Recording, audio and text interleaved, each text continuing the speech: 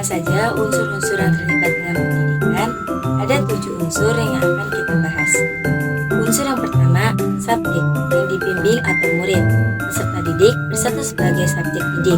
Pandangan modern cenderung menyebut demikian oleh karena peserta didik tanpa pandang usia adalah subjek atau pribadi yang otonom yang ingin diakui keberadaannya selaku pribadi yang memiliki ciri khas dan otonom. Ia ingin mengembangkan diri, mendidik diri secara terus-menerus untuk memecahkan masalah-masalah hidup yang dijumpai sepanjang hidupnya. Guru atau pengajar pendidik ialah orang yang bertanggung jawab terhadap pelaksanaan pendidikan dengan sasaran peserta didik. Peserta didik mengalami pendidikannya dalam 3 lingkungan, yaitu lingkungan keluarga, lingkungan sekolah, dan lingkungan masyarakat. Sebab itu, yang bertanggung jawab terhadap pendidikan yaitu orang tua, guru, pemimpin program pembelajaran, pelatihan, dan masyarakat atau organisasi.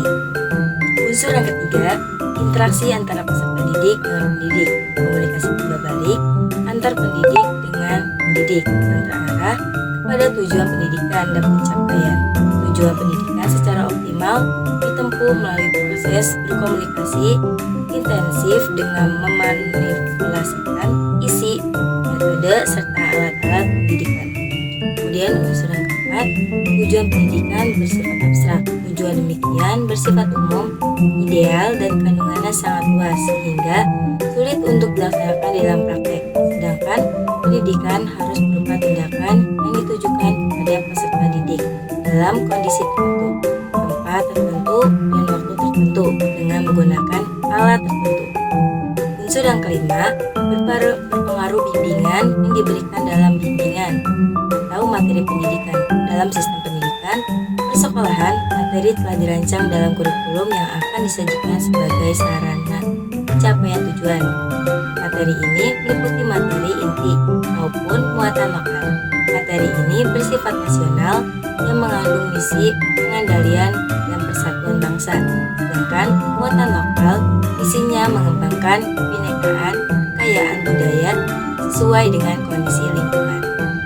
Unsur yang keenam, cara yang digunakan dalam bimbingan, alat dan metode. Alat dan metode perumpamaan yang merupakan 2 sisi dari mata uang.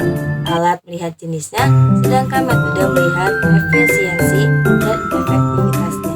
Alat dan metode diartikan sebagai segala sesuatu yang dilakukan ataupun diadakan dengan sengaja untuk mencapai tujuan pendidikan.